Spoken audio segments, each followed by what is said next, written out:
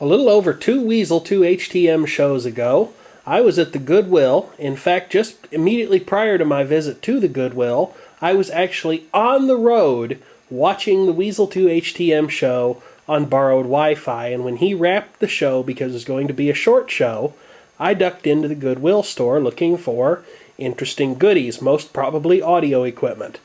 What I found was this, and I wasn't even really looking for it, other than to say that in the back of my mind, since we've been working in the new garage a lot lately, I thought it would be nice to have a clock that I could use in the new garage. Now, you can sit there and make all the big clock jokes that you want, and you can also sit there and pretend that I'm the kind of person who has such high morals that I wouldn't do such a thing. Hopefully during the short course of this video I won't, and the illusion will remain unshattered. This thing was not exactly expensive, and it is nice and big. I would have to say that a clock like this, if you went to purchase it at a store, would probably be the better part of 10 or 15, 20, maybe even more dollars. Probably even more if you got it from a professional, industrial, commercial clock supplier, such as this one. But at the Goodwill store, it was priced less than $2. I was actually kind of worried about that price tag because, as you can see, the 1 and the 9 are in big numbers, and I thought maybe they were going to ring it up as 1960, in which case I wouldn't have been quite as interested in it. But while I was playing with this, back in the electronics area where it was tossed in amongst derelict stereo speakers and black plastic crap and telephones that probably nobody ever buys, I discovered some very interesting things. First of all, this is not your average manually set quartz battery-operated clock.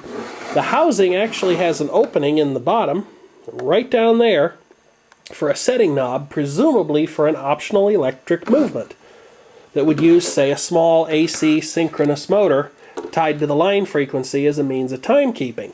But there are two very interesting things on the back of this clock that are going on. First of all, the movement is an atomically synchronized movement. This thing actually listens to the low bitrate data stream that is continuously broadcast by WWV in Fort Collins, Colorado. And this thing dials into that data stream every now and again. It couldn't listen all the time because to keep its receiver turned on would result in unnecessary battery drain, but it does turn on its receiver and find the appropriate frequency every now and again, and so it sets itself automatically. You determine what time zone you're in by using this dial on the back of the clock. And I have no idea if you can read that, but there's GST, PT, MT, CT, ET, and one other, ST.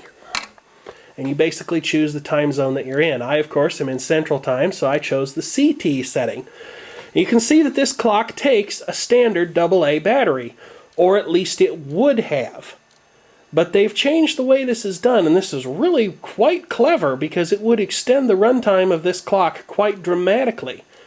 You can see that there is an insert made of a piece of printed circuit board here that has 2 wires soldered to it going to this container that says battery booster. The clock was made by American Time and Signal Company, and the way that this thing works, there are 4 batteries in that cabinet, but instead of being wired in series, which would result in a 6 odd volt output or more when the batteries were stronger, they're wired in parallel, so that the total output is only around 1.5 volts, but the actual current delivering capability of the batteries is greatly extended by each additional battery that's in the cabinet. So it remains compatible voltage-wise with a conventional alkaline battery, although American Time and Signal says on their website that you're supposed to use lithium batteries in this thing, and it's my understanding that lithium AA batteries actually output 1.7 volts at their terminals.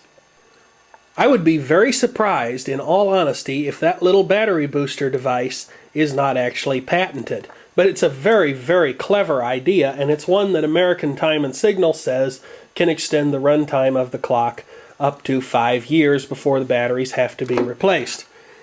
There's the model number of the unit, as well as their website.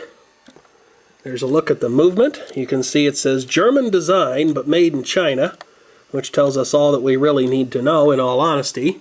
Chinese design, made in China. The previous owners of the clock taped something in here. I have no idea what it is, and I've not attempted to remove the tape, but it looks like it might be some kind of a little gear or something, although nothing is mechanically imperfect about this clock. And there's a little packet here, presumably to hold some documentation, and it looks like the documentation might have actually been in there at one point in time because there are some black marks left behind from the printing process. It is worth noting that as I was playing with this clock in the store, I happened to connect the batteries to it, and the batteries that it came with are actually good, which only help to improve the value, the score value of this particular purchase. It's still running on the Energizer industrial batteries that were in it. And in fact, this thing actually caught a hold of the signal while I was walking to the checkout line in the store. And when the cashier took a look at it and saw the second hand just doing a complete steamer duck run around the, well, if you don't know what a steamer duck is, look one up on YouTube, and I'm sure you can find video that explains why I refer to it as such. But suffice it to say, that second hand was just hauling around the clock face, followed by the minute and hour hands, and this provoked a very humorous reaction from the cashier. So there you have it. That is the American Time and Signal Company atomically synchronized quartz battery-operated clock that I'm going to use in my garage. Thank you for watching, and do feel free to leave a comment. It's worth noting that when I do go into the Goodwill store, I go in there using my mind as something like a blank slate, or picturing it as though it were a blank slate. I look for things that are interesting, and I figure out how I might use them in some future application.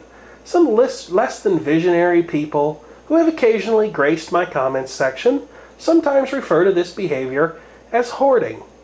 This is a very polite suggestion to please not do that.